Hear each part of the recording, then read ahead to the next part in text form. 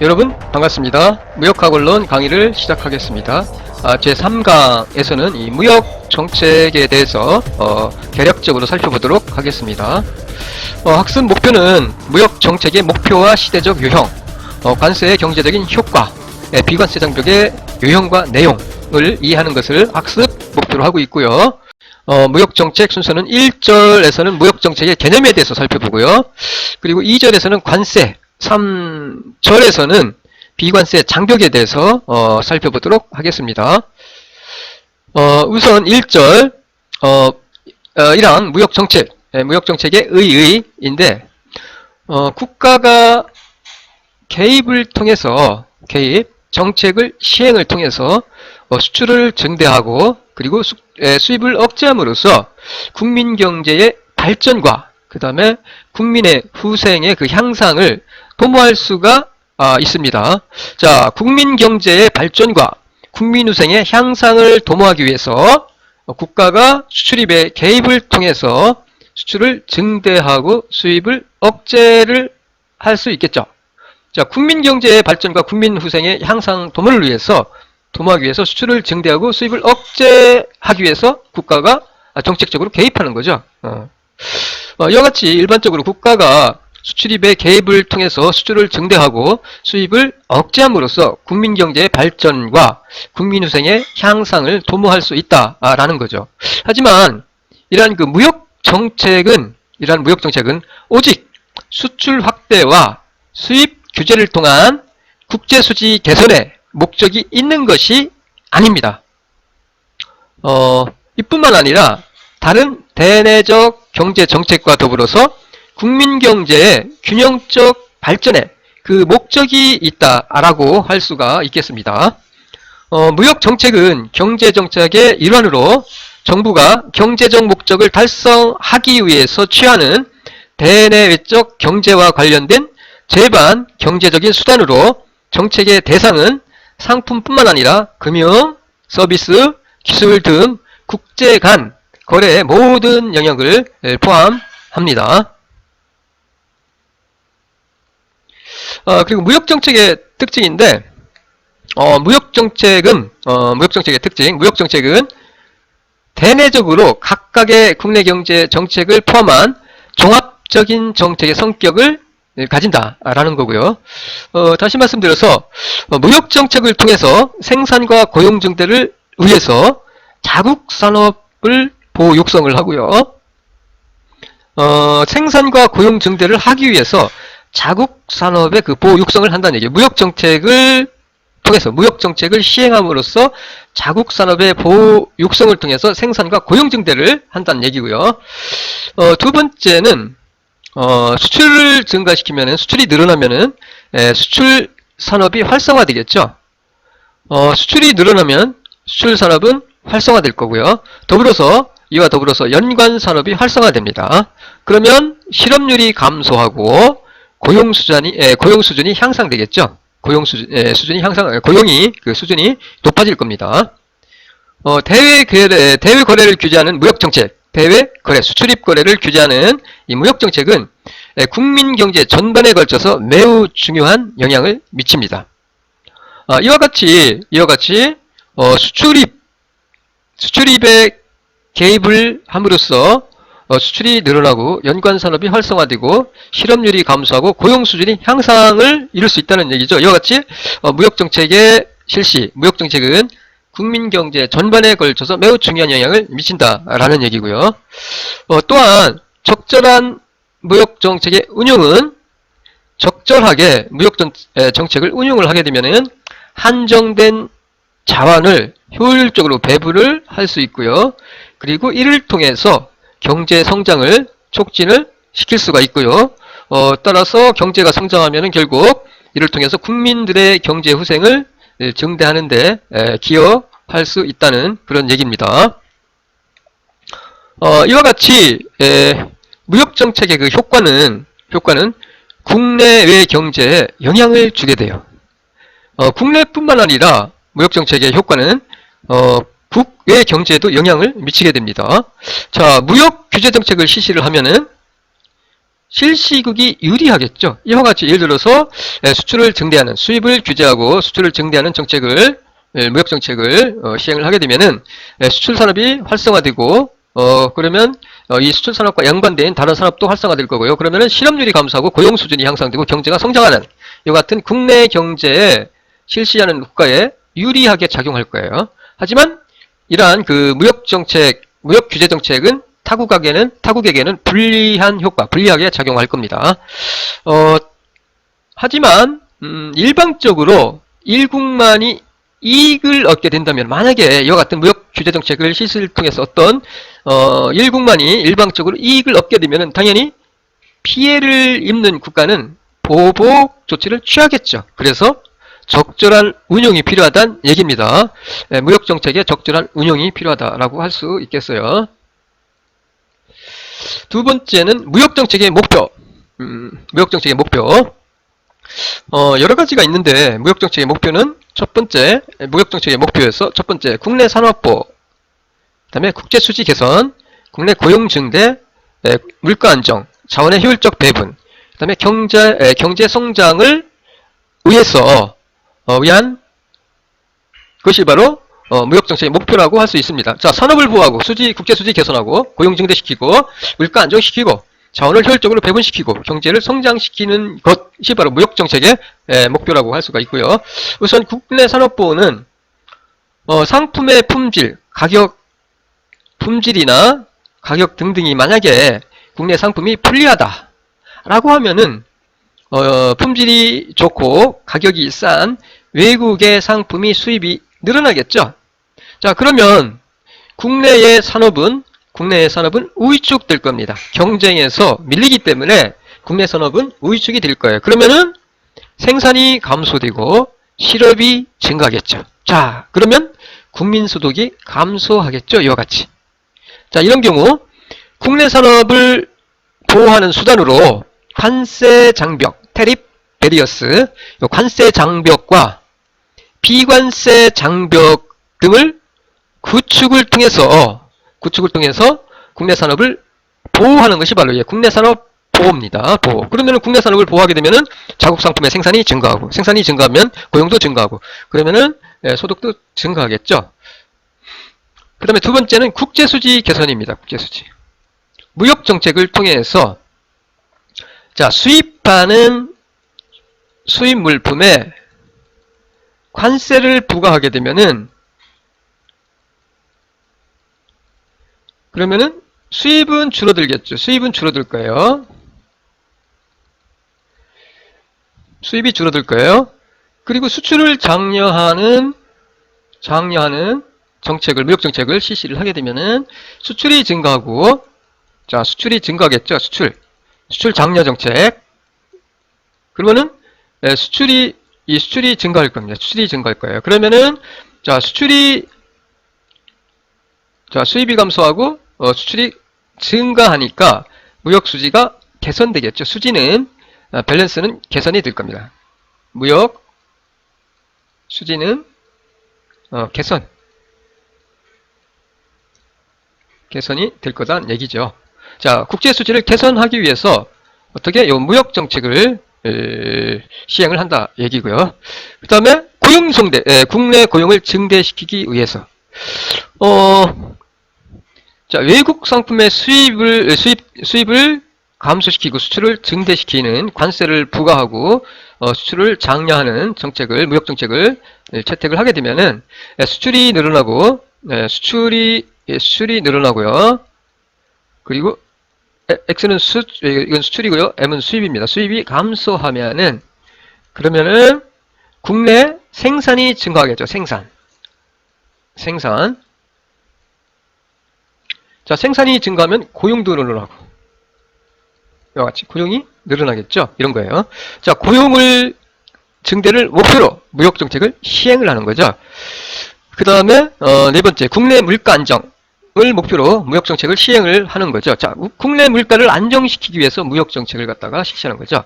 자, 국내 물가가 상승하거나 혹은 상승이나 혹은 하락을 조정을 통해서 국내의 물가를 안정을 도모하기 위해서 무역정책을 실시를 한다는 얘기예요. 자, 국내 물가가 상승이 가파르다, 좀 안정시키고 싶다라고 하면은 이 얘기는 국내 수요가 공급이 부족하고요. 이게 부족하고 수요가 과잉이란 뜻이죠. 수요가 높다는 얘기예요. 수요가. 자, 공급이 부족하고 수요가 높아. 그러면 당연히 물가가 상승하겠죠. 자, 이거를 잡으려면 어떻게 돼요? 그러면은 수출을 억제하는 정책을 쓰면 되겠죠. 공급이 부족하니까 수출을 갖다가 국내로 돌리기 위해서, 이거를 갖다가 공급을 확대시키기 위해서 수출을 갖다가 억제하는 거죠. 그리고 수입을 장려하는 관세를 내리거나 등을 통해서 수출이 잘 되도록 수입을 장려하는 그러한 그 관세를 내리거나 혹은 없애거나 함으로써 국내의 공급을 충분히 늘려주면은 그러면은 당연히 물가가 안정되겠죠. 물가가 안정. 이러한 그 무역 정책을 통해서.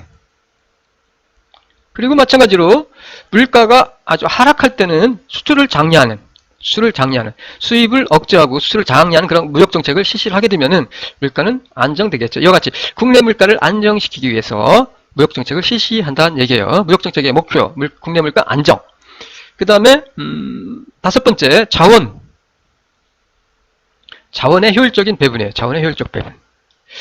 독과점인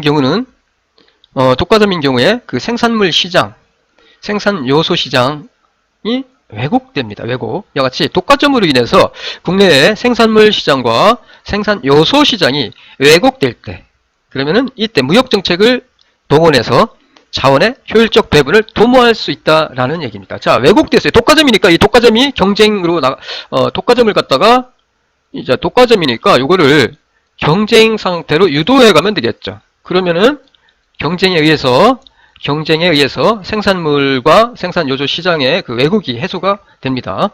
다시 말씀드려서 국내가 몇 개의 기업으로 인해서 독점 상태다. 독점이에요. 독과점. 독점과 과점. 혹은 몇 개의 기업에 의한 지배, 과점, 독점, 하나의 기업에 의한 지배죠. 그 상품의 어떤 재화의 국내 시장의 어떤 독점이나 독과점인 경우 생산물 시장과 생산 요소 시장이 왜곡됩니다. 왜? 자기 맘대로 가격 정할 수 있으니까요. 자, 그러면은 요 수입을 갖다가 동일 재화의 수입을 갖다가 장려하는 정책. 어떻게? 관세도 내리고요. 이러한 그 값싸고 좋은 상품이 국내로 수입이 이루어지도록 하는 그런 무역 정책을 실시를 하면은 이제 경쟁 상태가 되겠죠. 외국에 값싼 상품이 들어오면은 국내 기업도 이러한 그 자원의 비효율적인 사용을 갖다가 늘림으로써 효율화시킴으로써 경쟁력을 경쟁력을 외국 제품과 경쟁하기 위해서는 자사의 어떤 생산을 갖다가 혁신을 통해서 효율성을 높이는 그런 혁신을 해야만 하게 되겠죠. 그러면은 자연적으로 이러한 경쟁 하에서 자원의 효율적 배분이 이루어진다는 얘기죠. 그래서 이 무역정책의 목표로서 다섯 번째는 자원의 효율적인 배분을 들 수가 있고요. 그 다음에 여섯 번째, 자, 무역정책의 목표, 경제를 성장시키기 위해서 경제를 성장시키는 것을 목표로 하고 있고요. 그래서 경제 성장은 당연히 앞에서 여러 번 말씀을 드렸지만은 수출이 증가하고 자, 수입이 감소하면은 그러면 당연히 경제를 성장시키는 게 목표예요. 그럼 무역 정책을 어떻게 사용해요? 자, 수출을 장려하고 수입을 억제하는 정책을 시행을 하면 되겠죠. 그러면은 생산이 증가하고 그리고 고용이 증가하고 그러면 당연히 경제가 성장하겠죠. 이런 겁니다. 예. 그래서 무역정책 실시를 통해서 경제 성장을 목표로 한다라는 것. 그래서 이와 같이 무역정책의 목표는 이렇게 나누어서 설명을 드리면은 국내산업보, 그다음에 국제수지 개선, 국내 고용 증대, 국내 물가 안정, 자원의 효율적 배분, 경제 성장 이러한 그 목표를 가진다라고 말씀을 드릴 수 있겠습니다. 이어서 무역정책의 시대적 유형인데 간단히 이 흐름을 보호무역주의 혹은 자유무역주의 이 흐름을 간단히 짚고 넘어갈게요. 역사적으로 보호무역과 자유무역은 교차해 왔어요. 자, 우리 인류는 16세기에서 18세기에 요 가장 강력한 보호무역 16에서 18세기 사이죠. 요 시에 가장 강력한 보호무역주의 시대라고 할 수 있는 그런 중상주의 보호무역이 시대라고 할 수 있고요. 이러한 이 시대에 16, 18세기에 가장 강력한 보호무역 시대라고 할 수 있는 그런 중상주의를 겪었어요. 그 뒤에 19세기에는 영국을 중심으로 한 자유무역주의와 그리고 미국과 독일 등의 그 유치산업 보호, 요 시기죠. 유치산업 보호 정책과 함께 했어요. 그러니까 19세기에는 이런 그 영국을 중심으로 한 자유무역주의와 그리고 요 1차 세계대전이 발발하기 이전에 미국과 독일 등의 그 유치산업 보호 정책과 이 시기에 같이 했어요. 자유무역주의와 보호무역 정책이 같이 했던 시기고요. 그러다가 20세기 들어서 식민지와 시장 확보를 위한 1차 세계대전 그리고 대공황과 보호무역의 성행 그리고 2차 세계대전이 그 역사의 그 물줄기를 바꿔놨다라고 할 수가 있습니다. 20세기 들어서 식민지 시장 확보를 위한 1차 세계대전 그리고 대공황과 2차 세계대전 이런 것들이 역사의 물줄기를 바꿔놓았다라고 할 수가 있고요. 1차 대전의 그 원인을 우리가 파헤쳐 보면은 매우 다양한 것들이 나오는데, 그러나 가장 핵심적인 원인은 사람들을 그릇된 길로 이끈 경제 사상에 있다라고 할 수가 있어요. 사실 나폴레옹 전쟁 후에 제1차 세계대전 1914년에 세계 1차 대전이 발발하는데, 그때까지 약 100년 동안은 전쟁의 참혹함이 거의 없던 시기였어요. 이 시기에는 세계 1차 대전이 발발하기 이전에는 자유무역, 사유재산, 제한된 정부를 기본적인 이념으로 하는 자유주의의 전성기로서 현대 유럽 역사에서 가장 평화로운 시기였다라는 거죠. 이 자유주의 사상이 19세기 말부터 보호무역, 정부 개입, 큰 정부를 기초로 하는 경제적 국수주의로 대체되기 시작합니다. 1776년에 애덤 스미스는 앞에서 우리가 살펴봤듯이 국부론에서 국가주의였던 중상주의의 오류를 지적을 하면서 자유주의 기업과 자유무역을 주창을 했어요. 그리고 1812년에 비교 우위에 기초를 둔 데이비드 리카도의 그 자유무역 이론에 따라서 1846년 그 유명한 곡물법과 1853년에 항해 조례가 철폐가 됐고요. 이러한 조치들은 영국 경제를 자유경제로 전환시켰고요. 산업혁명으로 일어난 경제를 더욱 발전시켰어요. 그래서 영국의 경험에 자극을 받은 프랑스, 벨기에, 독일 등이 영국의 명을 따르면서 19세기에 자유무역 시대가 열립니다. 국가 간 무역으로 세계 도처의 사람들이 더욱 가까워졌고요. 상호 존중과 우위가 돈독해졌어요. 사람들은 자발적 거래가 쌍방 모두에게 이익을 주고 국가의 부를 증진시킨다는 그런 것을 사실을 깨달았어요. 부를 증진시킨다는 것을 알았어요. 부를 늘리는 방법이 정복과 전쟁이 아닌 무역에 있다는 것을 깨달은 거죠. 이 사실을 깨달은 많은 국가가 중상주의의 경제적 국수주의를 버리고 전쟁을 하지 않았던 겁니다. 전쟁은 분업을 통한 자발적 거래를 깨뜨려서 모두에게 손해를 끼치죠. 그런데 분업은 경제를 성장시키며 우리의 삶을 풍요롭게 했던 거죠. 그런데 이 분업은 평화가 지속되는 경우에만 가능하죠. 그래서 서로 교환을 하는 국가 간에는 전쟁을 하지 않으려는 인센티브가 작용합니다. 즉 자유무역이 평화를 증진시킨다는 것이죠. 그런데 1870년대 이후에 자유무역에 역행하는 움직임이 일어났어요. 그 선두주자가 독일이었고요. 독일은 보호무역 조치를 취했고 그리고 경제적 국수주의로 돌아갔어요. 프랑스 역시 정부의 권한을 강화하고 프랑스 내 외국인 투자를 억제하는 것은 물론 해외 투자를 통제하는 방향으로 움직이기 시작했어요. 가장 오랫동안 자유무역을 유지했던 영국조차도 해외 투자를 억제하기 시작했고요. 이런 적대적인 세력들이 극단으로 치달아서 충돌해서 세계 요 사이에 제1차 세계대전이 발발했던 거죠.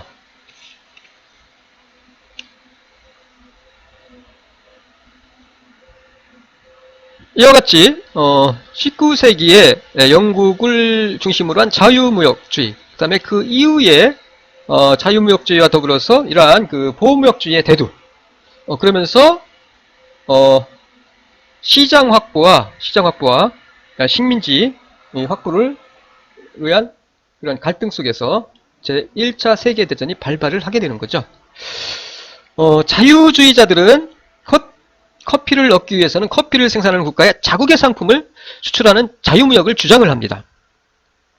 그런데 국수주의자들, 보호무역주의자들이죠. 국수주의자들은 국민의 복지를 개선시키는 방법이 자원이 풍부한 국가를 복속시키는 것이라고 생각을 해요.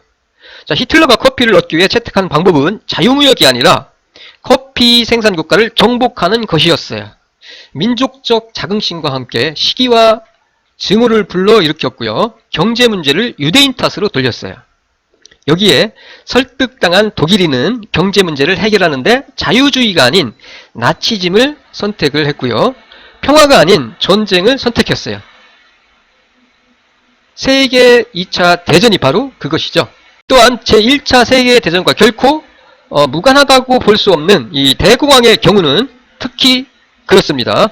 대공황 때 미국이 채택했던 악명 높은 법이 스무트 홀리 관세법이었어요.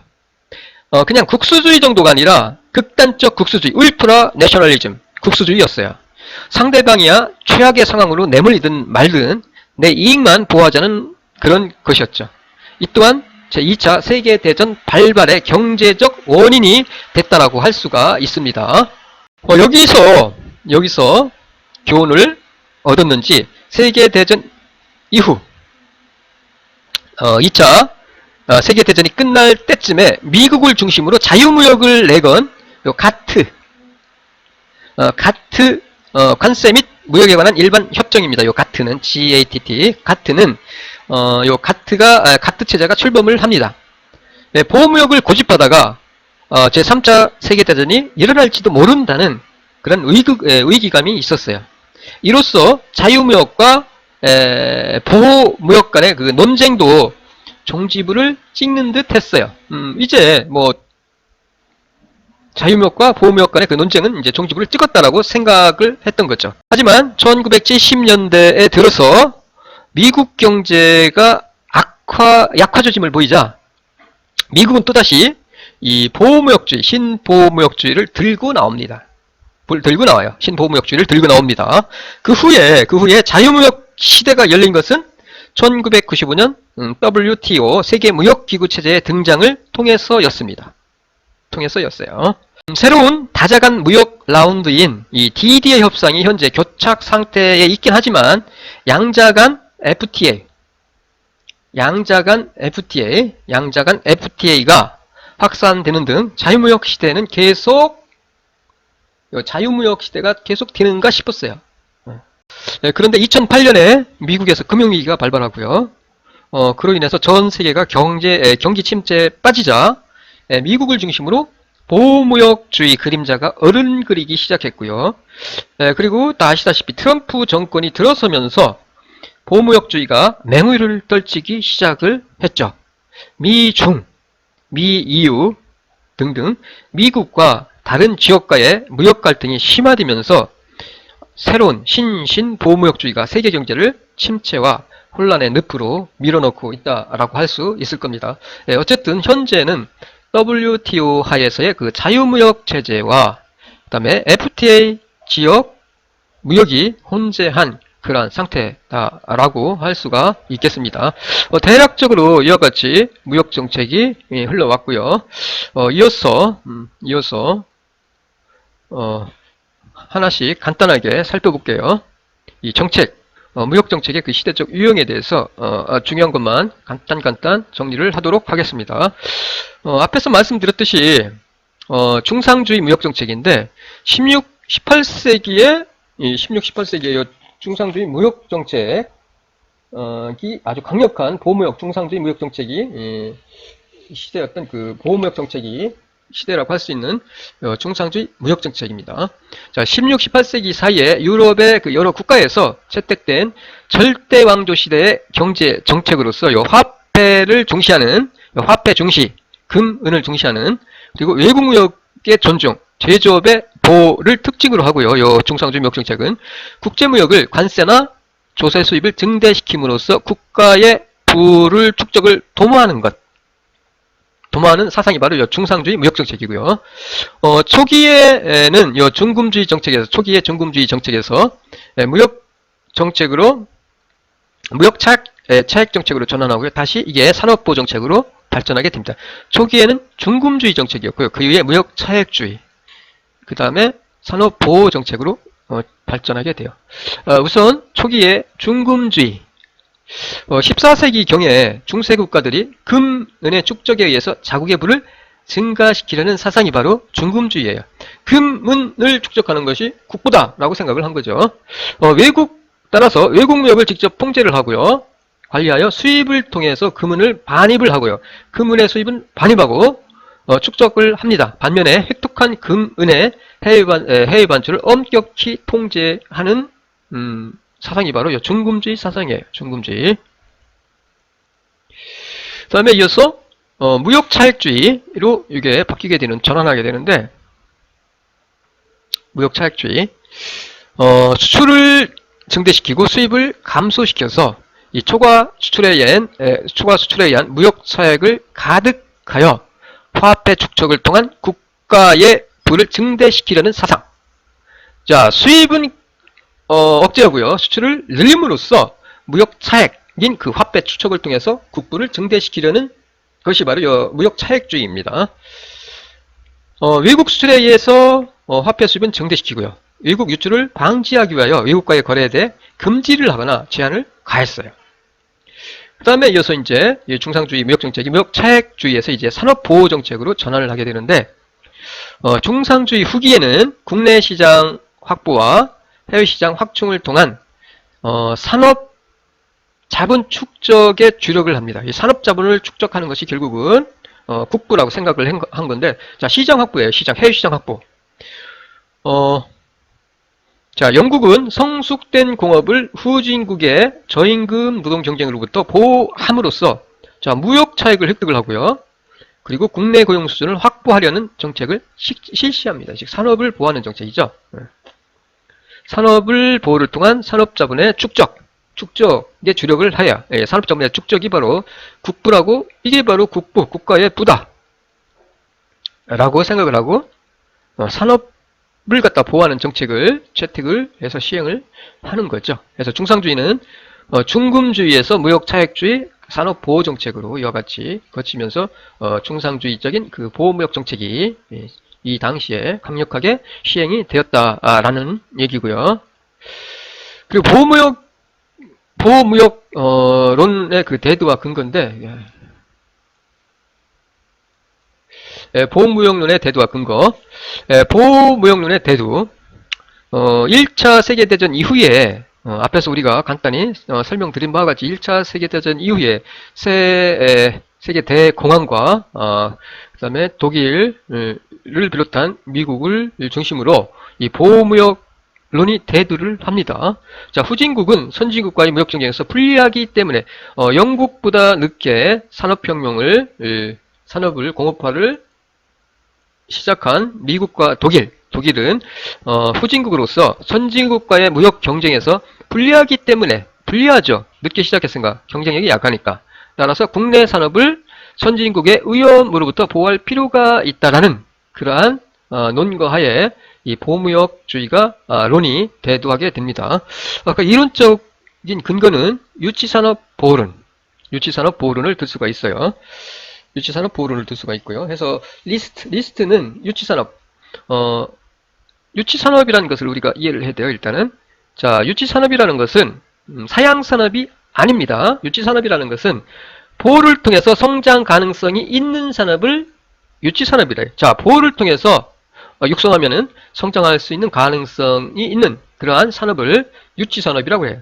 자, 이러한 그 성장 가능성이 있는 산업, 지금은 약하지만 보호를 하면은 충분히 성장할 수 있다라는 얘기입니다. 따라서 후진국의 상품이 선진국의 상품과 경쟁할 수 있도록 하기 위해서 후진국은 자국의 유치산업을 일정 기간 관세와 같은 정책 수단으로 보호를 해야 한다라는 주장이 바로 유치산업 보호론이에요. 유치산업 보호론. 마찬가지로 또 하나는 독일에서는 이런 유치산업 보호론이 등장을 했고요. 그리고 미국에서도 마찬가지로 앞에서 아까 잠깐 언급을 했지만은 스무트 홀리의 그 관세법이죠. 관세법 제정. 그리고 국내 산업을 강력하게 보호하기 위해서 고관세를 통해서 자국 산업을 보호하기 위한 이 스무트 홀리법 이런 것들이죠. 이러한 그 보호무역주의는 결국은 아까도 말씀을 드렸지만은 상대방이 어떻게 되든 자국의 이익만 보호하자는 것에 다름없죠. 이러한 것들이 결국 제 세계 2차 대전으로 이어졌다. 세계 2차 발발의 하나의 경제적인 원인이었다라고 할 수가 있습니다. 그리고 이어서 전후의 자유무역 정책입니다. 아까 말씀드렸듯이 2차 세계 대전 이후에 IMF와 가트 등의 국제경제협력기구를 중심으로 50년대 초반에 서유럽에서 이 무차별 다각적 자유무역 체제가 부활을 하게 되고요. 이 자유무역주의는 정책은 자국의 이익뿐만 아니라 타국의 경제발전을 고려한 개방적인 경제체제로의 그 이행을 추구를 합니다. 하지만 그 당시에 그 상황을 보면은 이 국제분업의 이익, 자유무역을 통해서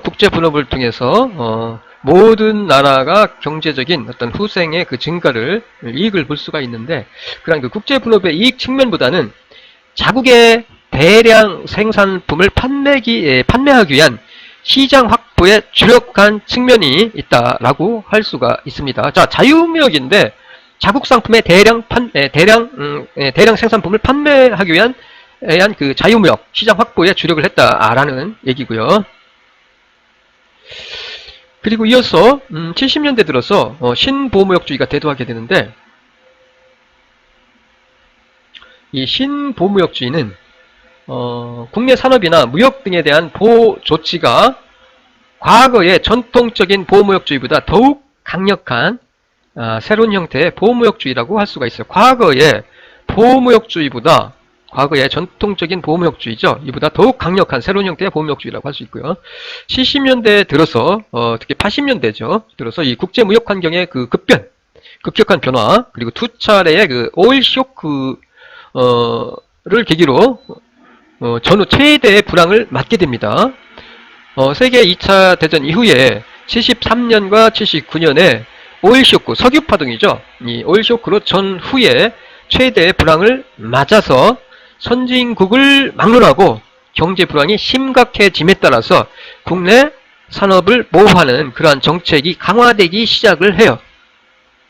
이렇게 시행된 그 정책이 바로 신보호주의예요.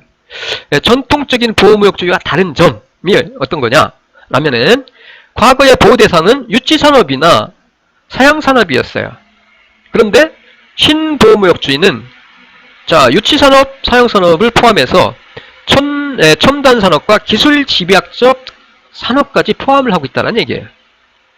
그리고 정책 수단에서도 보면은 관세 부과를 통한 간접적인 수입 억제 정책이 아니었고요. 자, 과거의 보호무역주의를 보면은 대부분이 관세부가였어요.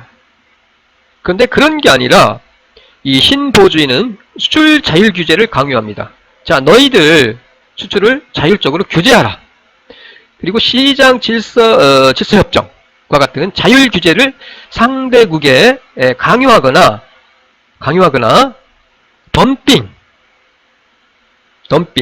긴급 수입 제한 조치, 상계 관세 제도를 강화하는 등 직접적인 규제 방법을 사용한다는 점에서 과거의 보호무역주의와 다르다라고 할 수가 있고요. 이러한 선진국의 신보호무역주의는 특정 산업의 보호를 목적으로 하는 것이 아니라 국민의 생활 수준을 보호해준다는 그런 측면에서 자국민들에게 폭넓은 지지를 받고 있다라고 할 수가 있겠습니다. 여기서 덤핑은 원가보다 낮은 가격으로 수출하는 것을 덤핑이라고 하죠. 덤핑으로 판정이 나면은 그와 상응하는 어떤 보복을 당할 수 있고요. 덤핑 관세를 부과하죠. 혹은 긴급 수입 제한 조치. 외국으로부터의 그 수입이 자국의 산업에 피해를 줄 가능성이 있거나 피해를 입은 경우에 긴급 수입을 갖다 제한하는 그런 조치를 취하거나 이유를 들어서 혹은 상계 관세를 부과하는 겁니다. 상계 관세 지수는 이 상계 관세는 수출국이 특정 수출 산업에 대해서 장려금이나 보조금을 지급을 통해서 수출 상품의 가격 경쟁력을 높일 경우에 수입국이 그 상품 수입 상품에 대해서 그 보조금에 해당하는 만큼 부과하는 거죠. 관세를 부과하는 것을 상계 관세라고 합니다.